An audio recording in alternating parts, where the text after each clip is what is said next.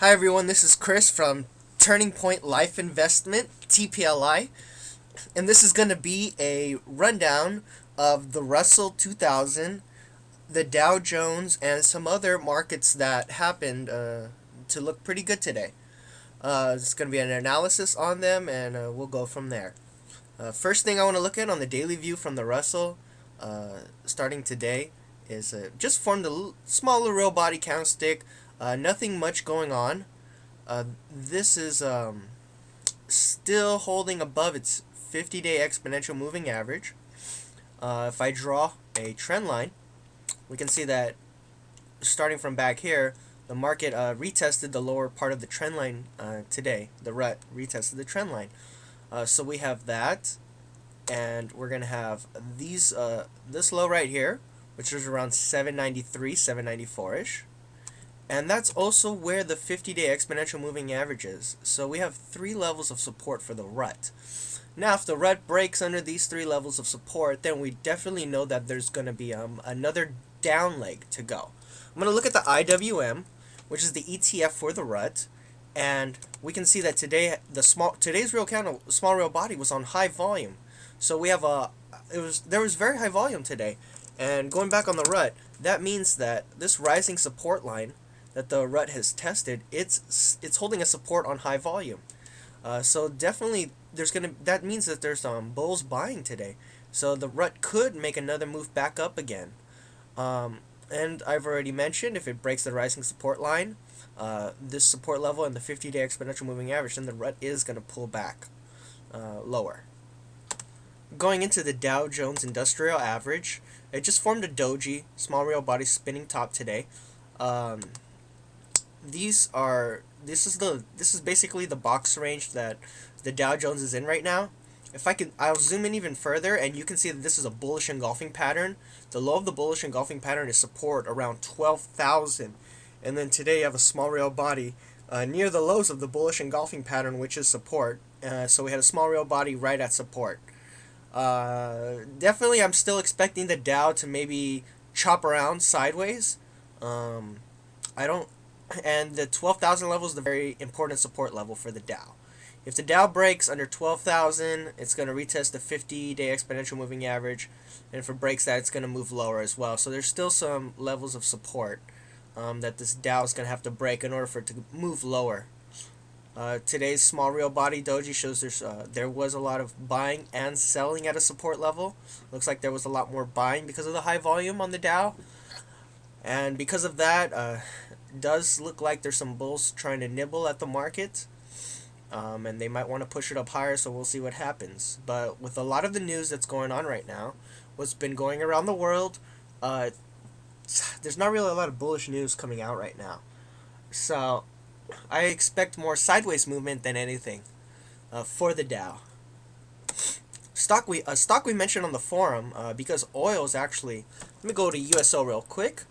The oil ETF for United States Oil Fund. Oil had a nice white candle breakout above resistance right here, and a new high today. So oil's been making a nice move up. Even oil, the ETF for crude oil, it's a nice white candle break above 27. Oil just wants to make up a run up higher. So if oil's going to continue up higher, we did mention PBR on the forums today.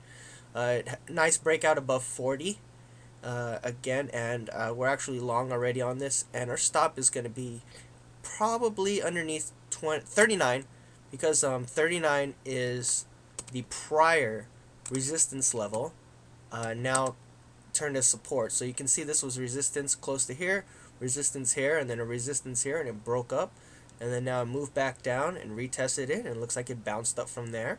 So it looks like 39 is the major support level for PBR. Now, if the market does continue to go down lower, stock that I'm looking at is X, US Steel. There was this nice rising support line. It broke under it on pretty high volume, and it's just been side trending at this, I'm going to say 55 level. So I really wanted to break under the 55 level before I want to short this.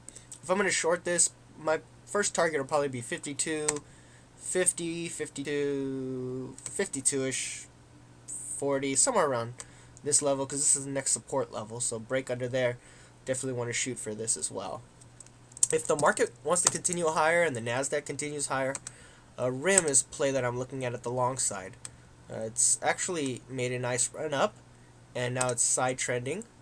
You could say a flag pattern, whatever pattern you want to say. 67.50 is the resistance level. Break above there.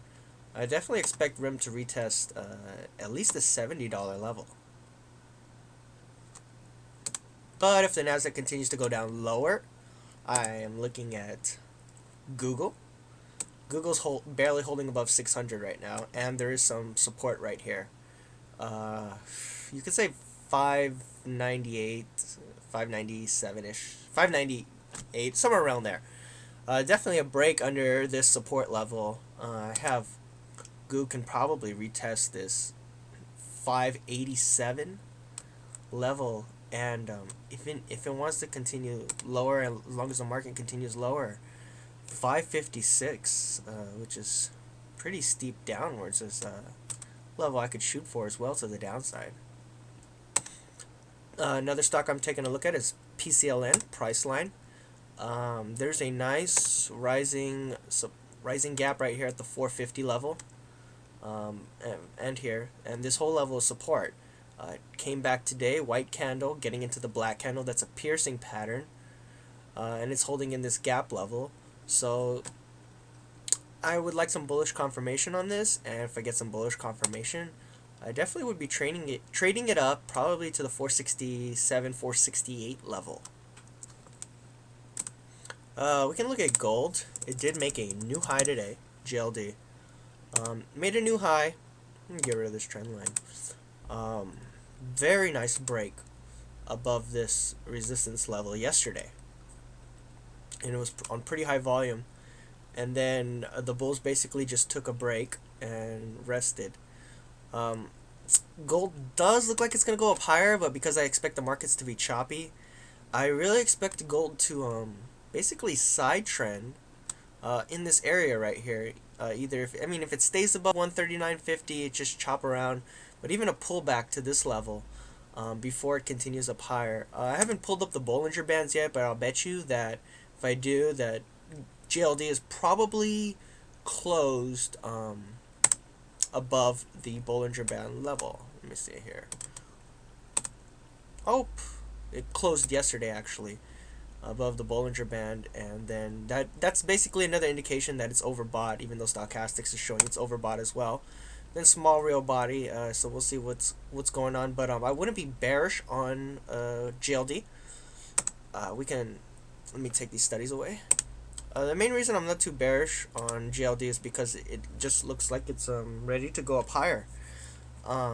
As the more uncertainty takes in the market. I mean, you can look right here. This is a bearish engulfing pattern, bearish reversal, and this was around this gap right here, and even up here as a resistance level. But GLD didn't even go down. It just basically side trended and then moved up. So if I do see type of a bearish reversal pattern, I would just expect some type of a pullback or sideways movement before GLD continues up higher.